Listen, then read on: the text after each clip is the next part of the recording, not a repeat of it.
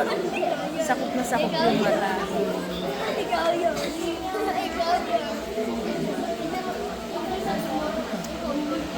Alam ko na si Joel.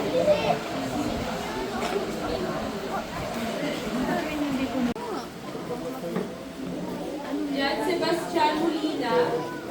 Dito may ano may Yan, ano. Tapos na rin yan, di pa?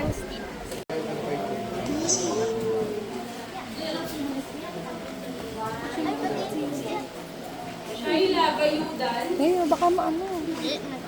Mamaya mo na ano eh. Halos mga bata po yung mga pasyente natin ngayon, no? Maganda lang po sa panahon ngayon, mag-less tayo ng digital devices. Tapos may tinatawag tayo 20-20-20 rule. Familiar po ba kayo doon? Sa 20-20 po, yun po yung for every 20 minutes siya by 20 minutes na cellphone sa malalapit. Titingin din tayo sa malayo for 20 seconds.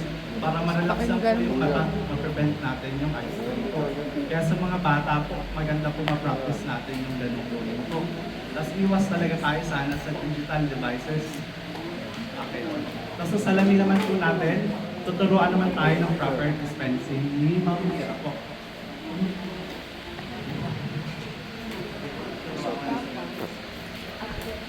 Hindi, dapat walang cellphone. No. 2020.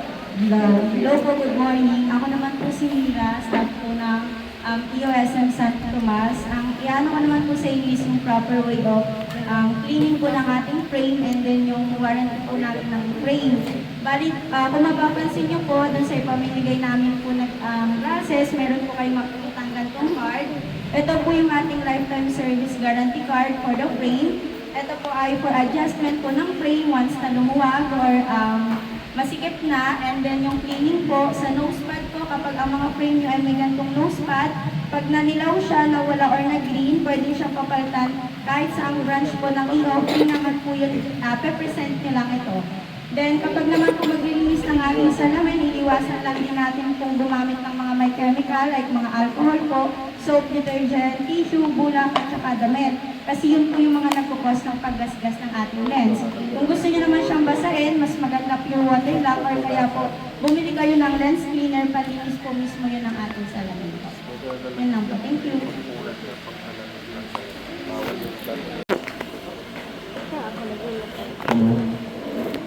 Hello po, magandang umaga po sa ating lahat. Good morning. Good morning. Kamusta po kayo? Unang-una, gusto ko lang po muna pasalamat sa Trans-Orient Services kapag sa EO Optical. Dahil po sa kung wala po sila, hindi po natin po matutuloy po itong programa na ito. At syempre, sa inyo po lahat, salamat po at suporta sa ating programa na ito. So, ayaw ko naman po masyado magsalita. Gusto ko lang po kayo batiin ng isang magandang umaga. At sa mga bata, alagaan niyo ang mga salamin. At yun lang po, magandang umaga po sa inyo lahat. Maraming salamat. Thank you. Thank you po. At sana po, nahihingi ko po ang inyong patuloy po na pag-support. Yun lang po, maraming salamat po sa inyo.